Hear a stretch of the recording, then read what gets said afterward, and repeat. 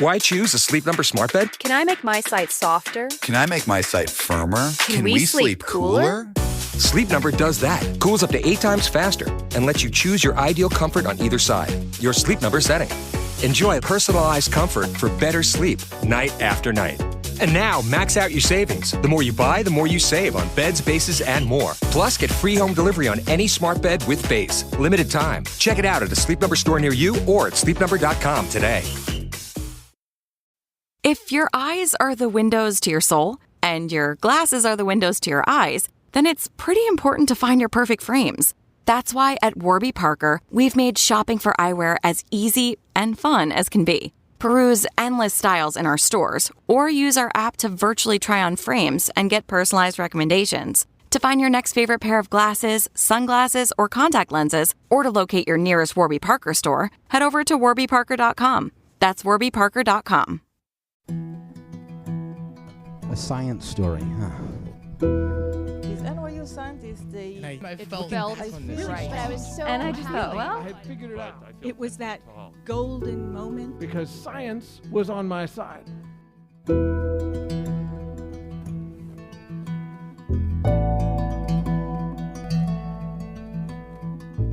Hey everyone, welcome to The Story Collider, where true personal stories about science help us explore just how weird, wonderful, and deeply human this world can be. I'm your host, Misha Gajewski, and today's episode is produced in partnership with Silent Science Stories, a volunteer project that shines a light on scientists whose work has been derailed by federal budget cuts and mass firings. Since taking office on January 20th, 2025, the Trump administration has launched what many are calling an all-out assault on science, marked by mass firings, deep cuts to research funding, censorship, and the withdrawal from key international collaborations. These actions haven't just disrupted progress on some of the most urgent challenges facing Americans and the world, they've also put an entire generation of scientific talent at risk. So in today's episode, we're taking a closer look at how these political decisions are reshaping the lives and livelihoods of scientists and science communicators. Because behind the headlines are real people, and their stories deserve to be heard. Our first story comes from an epidemiologist and global health and research leader who worked towards advancing equity-focused programs for women, children, and youth at the CDC. Her story is recorded at her home in Decatur, Georgia. Here's her story.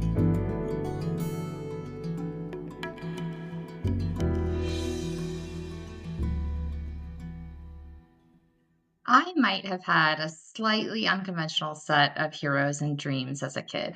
My dad was a microbiology professor, and I was taught early about the genius of Louis Pasteur, the pioneering work of Watson and Crick, and I knew very well that Yersinia pestis was the bacterium responsible for millions of deaths during the Black Plague. So, given this context, it might not be so surprising that I got a copy of The Hot Zone for Christmas in 6th grade.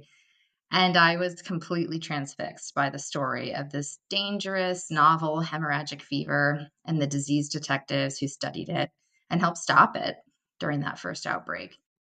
I remember asking my dad, what is CDC and where is Atlanta and how can I get a job there?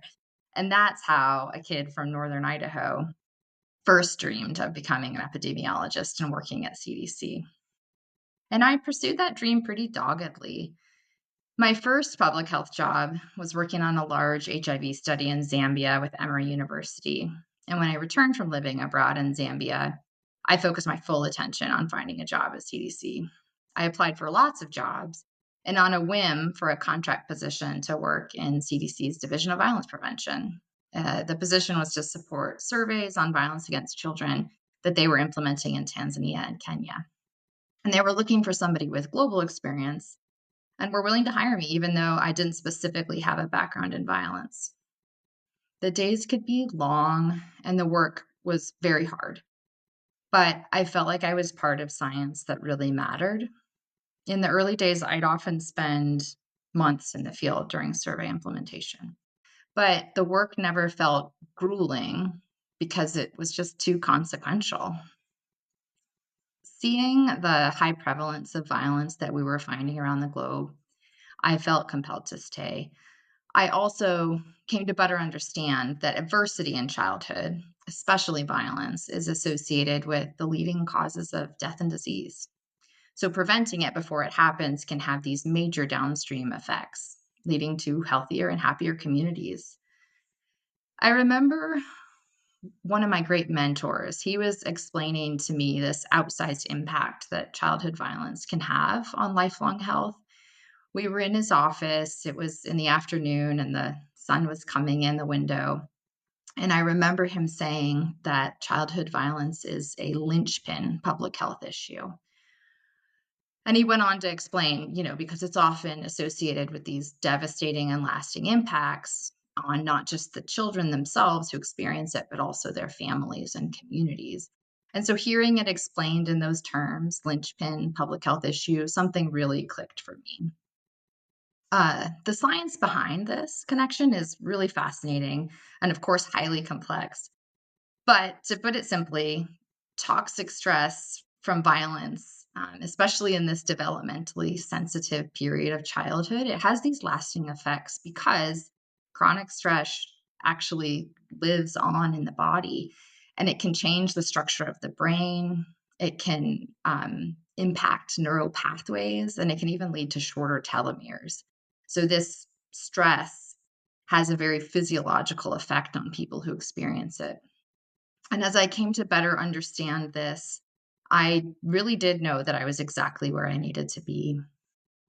So about 10 years ago, we started providing support to countries to think through what data they wanted to prioritize and then to help them identify programs and policies based on the best science of what works.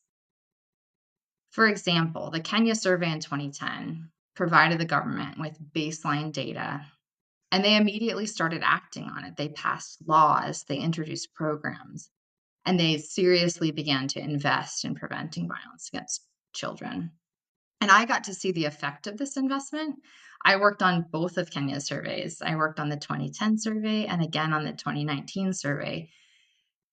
And I remember the first moments when I saw the data, the comparison data side by side. So the 2010 prevalence data and the 2019 prevalence data. I mean, I whooped out loud in my office and I ran to my colleagues. First, I wanted to make sure that I was actually seeing what I was seeing, that the data were correct. But it was correct. And what we saw was jaw-dropping. We saw statistically significant declines in physical violence, emotional violence, and sexual violence for both boys and girls. And it still gives me chills to think about it. Like right now, I have chills thinking about that. So now we had the data to show that investing in violence prevention can pay off. And as this was happening, I really did have this crystalline understanding of how lucky I was to be part of something that was making this big of an impact. I knew that public health would be under threat with the second Trump administration. He was very clear about this during his campaign. Project 2025 was very clear about this. It all became more apparent in the first weeks after the inauguration with executive orders and leadership appointments and the unleashing of Elon Musk and Doge on sister agencies like USAID. It was a really scary time when I think all of us at CDC were collectively holding our breath. We were also working hard to make this strong case to the administration and directly to the American people of the value of CDC, that data and science help keep Americans safe and help target response efforts across all kinds of health topics, that our prevention work had quietly saved countless lives here at home and also around the globe. But it did not work. I first explicitly heard about cuts coming to CDC in February with the firing of hundreds of probationary employees. And soon after that, we began bracing for the reduction in force, or RIF, that we were told was coming. We understood pretty clearly that the administration wanted to dramatically reduce the size of the CDC workforce. I was expecting the RIF to be bad and to directly impact my work. However, I did have colleagues, continually reassuring me that I'd be okay, because even if there were major cuts to my own branch or division, I was supposed to have what are called bump and retreat rights. And that basically means that since I had a long tenure and I had excellent performance reviews, that I'd be placed in another part of the agency if my own job was eliminated. I was honestly skeptical that I would be safe, but I just continued to hold out faltering hope that my staff and I would be spared. There was definitely a lot of anxiety in that period, sleeplessness, stress, and just shorn nerves. On the morning of April 1st, I woke up a little before 6 a.m., like I always do, to make my kids their school lunches and to start prepping for my own workday. I do remember wondering if my kids would try to play an April Fool's Day prank on me. I was listening to the news and portioning out apple slices and pretzels, and then I decided to check my work phone. So I opened my work phone, I authenticated. I went to my calendar first to see what meetings I had for the day, and next I opened my work email. My heart leaped into my chest when I saw an email from Health and Human Services HR at the top of my inbox. It was marked urgent. I had an immediate physical reaction even before reading the email. My heart started to beat faster, and my stomach legitimately felt like it was tied in knots. So I remember sitting down in the middle of the kitchen floor before I actually read the email. I'm going to read it now. It's not too long. I regret to inform you that you are being affected by a reduction in force, RIF, action. Please find attached a notice memorandum explaining the RIF and the next steps. This RIF action does not reflect directly on your service, performance, or conduct. It's being taken solely for the reasons stated in the memorandum. After you receive this notice, you will be placed on administrative leave and will no longer have building access beginning Tuesday, April 1st, unless directed otherwise by your leadership. Additionally, please save this email and its attachments or forward them to a personal email address for your records. Leadership at HHS appreciates your service. Sincerely, Tom Nagy.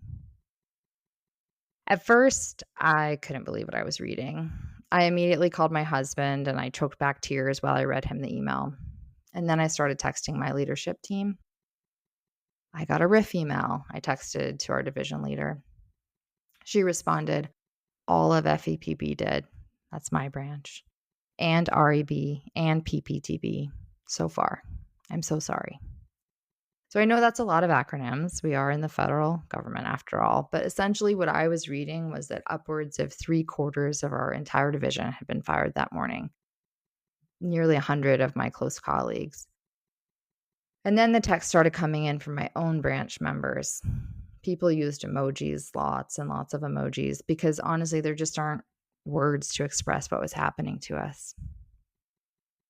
Around this time, I had to wake my kids up for school, and as my mom always tells me, I wear my heart on my sleeve. So the minute my kids looked at my face, they knew something was really wrong. Mom, are you crying? Mom, what's wrong? Asked my 6 and 9-year-old. My middle schooler, he immediately knew. He's been pretty aware of the stress over the past few months, and he'd been more tuned into the news. No, Mom, you got fired this morning? No. He threw his arms around me and bear hugged me. I don't know how I managed to get them out the door to school that morning.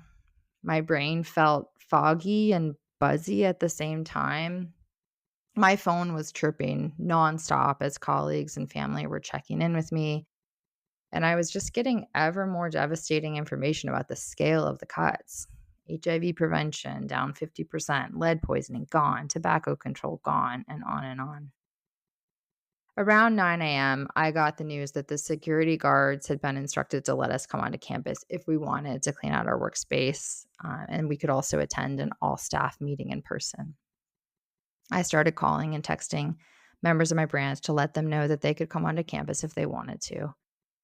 And then I started driving my own 3-mile commute. I remember a really beautiful morning. The sun was bright and there was like this gentle breeze that was blowing the spring foliage. And I was mentally telling myself that I was in a state of trauma and that I needed to really focus very carefully on driving. My heart and my thoughts were racing. I was feeling really jumpy and my hands were shaking. And of course, tears. There were just tears leaking out of my eyes the whole drive. So pulling onto campus, badging in at the security checkpoint, and walking up to my building all felt really surreal.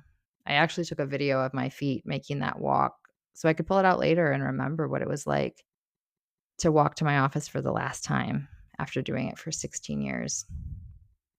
I made it up to the 10th floor where my office sat, and I had brought boxes from home and started packing things up. Within about 10 minutes, people started coming in. There were people who had been fired, like me, and also those who'd been spared. And we all just kind of hugged and sobbed and looked at each other, shaking our heads. And the mantra of the morning seemed to be, I can't believe this. We did such good work, such important work. So soon enough, it was time to take the elevators back down to the first floor, which housed the large conference rooms in our office building. It's really strange to be in a room of 300 plus people and kind of palpably feel the collective anguish and shock. We heard from the leadership about the extent of the cuts to our center, more than 50% of staff, and that was from new hires to very senior leadership. Afterwards, we gathered for final tearful goodbyes, and then I carried my things to my car and I left for the last time. We had 2 surveys that had completed and were in the data analysis and report writing phase. One of those was Tanzania, which in particular felt like such a full circle for me since the 2009 survey in Tanzania was the first one that I had worked on. And now my team won't have a further role in that study. And I really desperately hope that it moves forward and it makes the impact that we know it can, that we've seen happen in other countries. It's hard to express how this termination has felt to me. But honestly, it's not so dissimilar from losing someone you really love. My job at CDC was a dream, the dream. I first imagined it in middle school, reading about Ebola by flashlight under my covers. And it was so much better than I could have dreamed. For 16 years, I worked with a group of brilliant, passionate, kind-hearted colleagues. I met amazing, dedicated people around the world. I got to crisscross the globe for survey implementations in Africa, Asia, the Caribbean. And we have the data to show that our work was making a huge impact. I had a role in helping make the world a better place for kids. What's better than that? How lucky was I?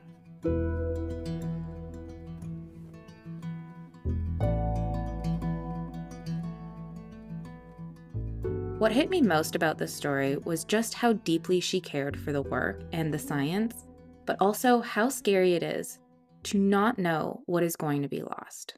I really felt that like a gut punch. Also, if you have a story about being impacted by the federal government's cuts to science, we'd love to hear your story. Please send us your pitch to stories@storyclatter.org. But being a storyteller is just one way to make Storyclatter happen, but not everyone is comfortable in the spotlight, and that's okay. Because behind the scenes, your support helps make sure that science isn't silenced. Now, more than ever, we need to amplify the voices of scientists and science communicators whose stories might otherwise go unheard. At Storyclatter, we believe that true personal stories can cut through the noise and the silence, bringing science to life, building trust, and helping people connect on a deeply human level. Our donors make that possible. They help us produce this podcast, share powerful stories, and keep the conversation going, especially when it feels like some would rather it stop. If you believe in the importance of keeping science stories heard, please consider making a donation at storyclatter.org/donate. Most people give $10 a month, and every tax-deductible contribution, big or small, helps us ensure that science has a voice. Thank you for standing with us and for helping us keep those voices alive. You've probably seen the headlines about cuts to foreign aid this year and the real concern they raised for people in some of the world's poorest communities. It's hard to know what's actually happening or how to help.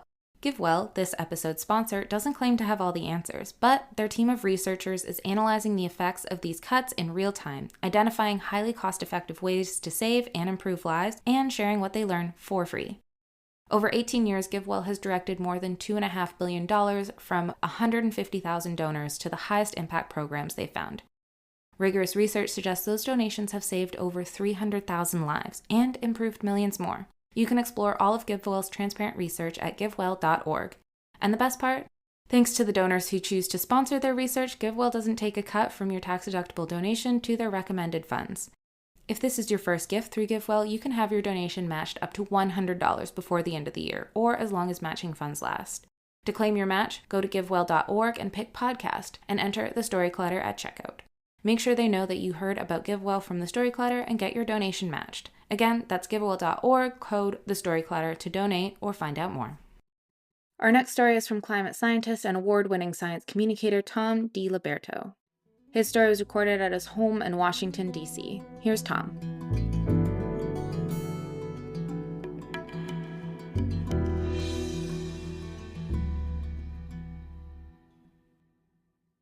Not all birthdays are the same. I'm not talking about what year birthday, which for the record, 21, really overrated. 10, 25, really underrated. Now I'm talking about the exact birth date, like what time of the year you were born. Like most are a wash, but some in particular stink.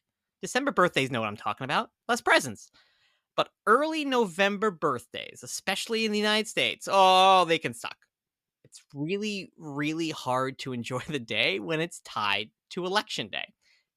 Case in point, I am Tom Di Liberto. I'm a climate scientist, or at least I was at the time, at the National Oceanic Atmospheric Administration, or NOAA. And I turned 40 last November 6th, 2024. Or the day after Election Day. Fun! More fun, I celebrated that milestone by myself, seated in the second to last row in a flying metal tube somewhere over Europe. I was on my way to the United Nations Conference of the Parties summit known as COP29, the world's biggest and most important gathering of nations in the fight against climate change. I left on Election Day, and I landed on my birthday in a new world. Let me take you to Baku.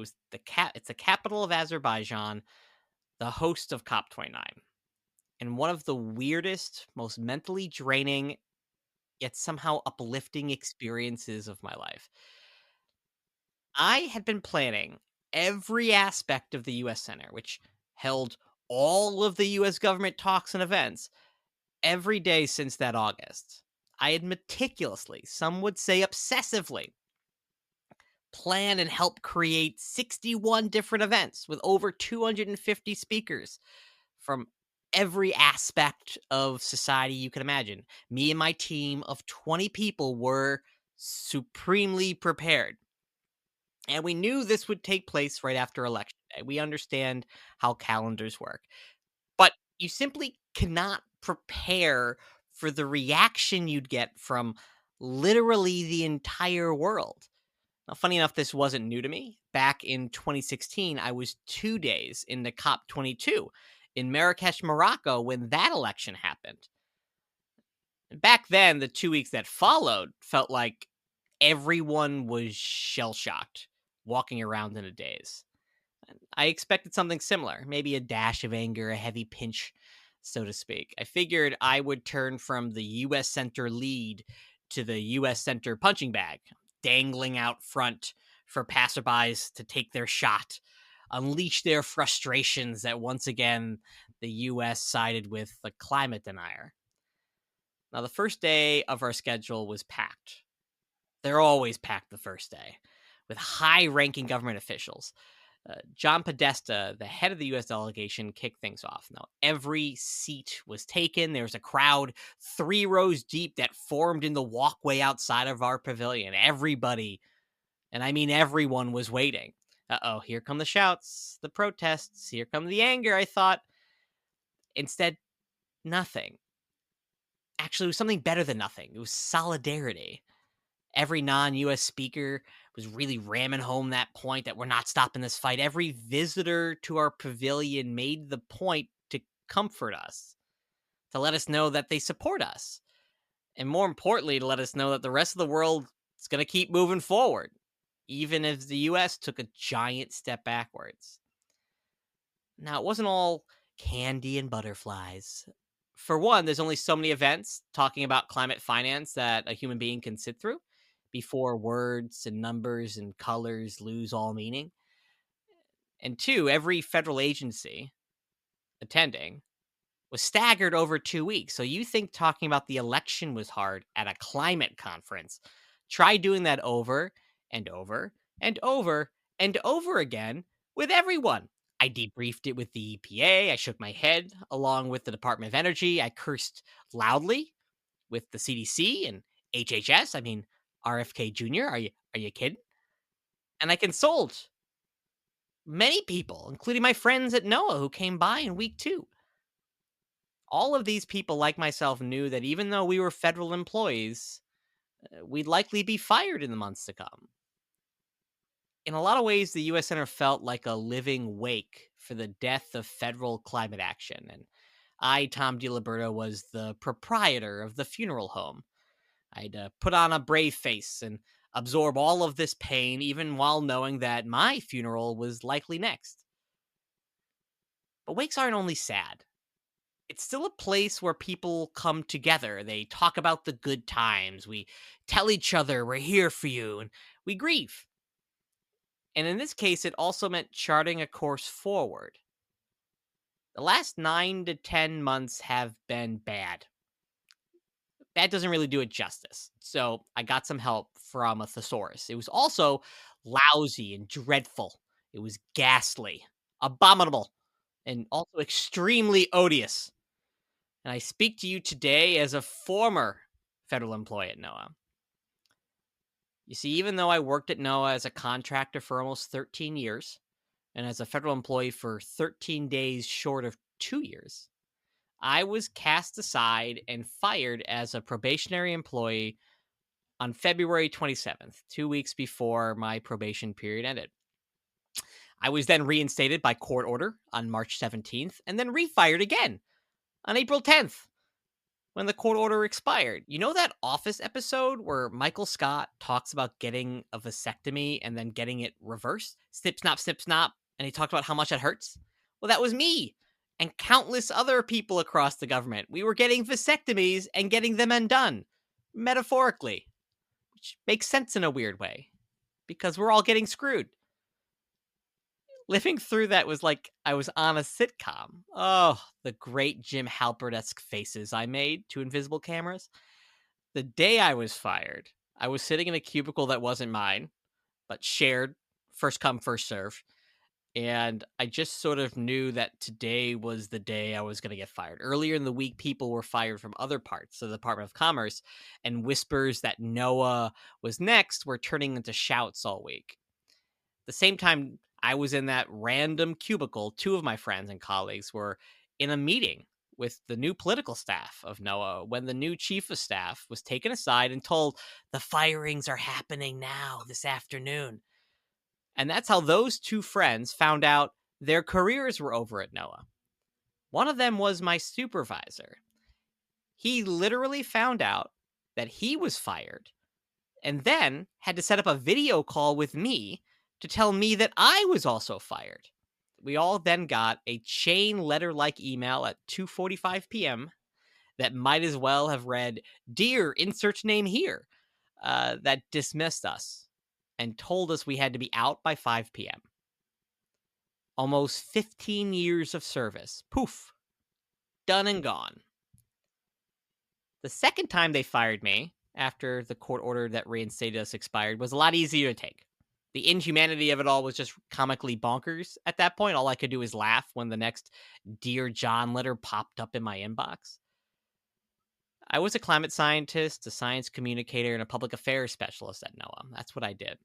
I thought of myself as sort of this climate Swiss Army knife for the agency. If someone asked NOAA for a talk on climate change, I was likely the one who gave it. If someone needed talking points on a certain weather or climate topic, I probably wrote them.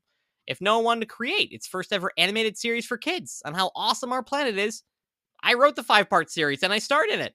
It's called Teak and Tom Explore Planet Earth. It's awesome. And it's still up. You should check it out. And when it came to organizing how the US government would communicate in front of the whole world how the country was working to fight climate change, the State Department turned to me. I could talk about how things are right now, but honestly, shitty and terrifying would suffice. You all get that. Every day is a seemingly new monstrous attack on science, progress, and who we are as a people. back on November 6th, 2024, my birthday, I fully expected the next 3 weeks to suck big time. And it did, let's be real. Knowing that excellent work would stop and excellent people would be fired is hard.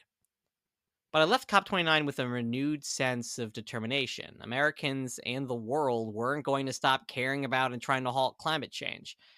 And unlike 2016, folks did not walk around in a daze, just the opposite. Clear-eyed with full hearts. Can't lose. The fight to stop climate change was never going to be easy.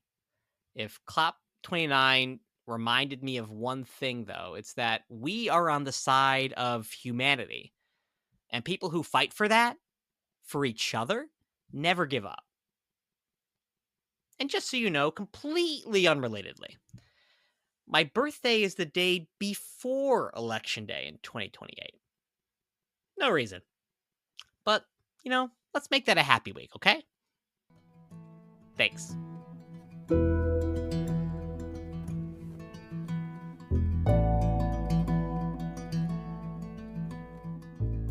That was Tom, and I couldn't agree more with him. We have to keep fighting. If you'd like to learn more about Tom, visit our website, storyclatter.org. If you want more Storyclatter content, check out our website or follow us on social media. We're on Facebook, Instagram, TikTok, and Blue Sky.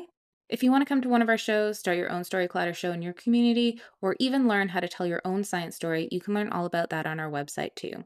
And if you enjoy this podcast, the best way to support us is simple. Tell a friend. Share an episode, introduce someone to Storyclatter, and help bring more people into the world of science storytelling.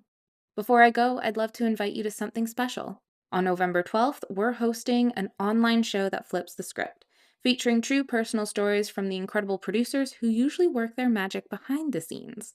It's a rare chance to peek behind the curtain and hear from the people who coach, edit, and shape the stories you hear every week, this time sharing their own. You can expect an evening full of laughter, heart, and maybe even a few surprises. It's also a celebration of the community that keeps Storyclatter going. Storytellers, listeners, and supporters like you, all united by a belief in the power of science stories to connect us. For more details about the show, visit our website, storyclatter.org. This podcast is produced by me, Misha Gajewski, along with Jen Chen, Nikisha Roberts-Washington, and Erin Barker, Executive Director and co-founder of the Storyclatter. The stories featured in today's episode were produced by Erin Barker, Shane Hanlon, and Miriam Zering-Halam. Special thanks goes out to the Storyclatter's board and team, as well as our partners for this episode, Silent Science. You can follow Silent Science on Instagram at Scientist Selfies, or go to silentsciencestories.com for more information about them. Our theme music is by Ghost, and next week I'll be back with 2 amazing stories about getting in over your head. They're funny, heartfelt, and you won't want to miss them. Until next time, thanks so much for listening.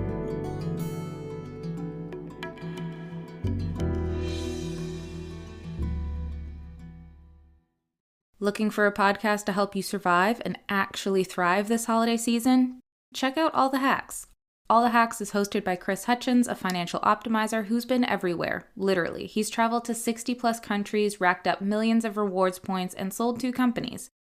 And if you're like me and planning to travel over the holidays, you've got to check out the Airport Lounge episode with Kevin Song. It was so useful. He breaks down exactly how to access the best lounges, even if you're not flying first class, shares underrated perks, and gives you the inside scoop on how to actually avoid crowded lounges. I'm definitely going to be using all these tips and tricks this season and anytime I travel. All the Hacks is full of practical tips you can start using right away, plus the guests are always great. You'll hear from people like skateboard legend Tony Hawk, 3-time Olympic gold medalist Carrie Walsh Jennings, and a whole roster of scientists and experts who are on top of their game. So do yourself a favor, search for All the Hacks, that's All the Hacks in your podcast app, hit follow, and start upgrading your life today.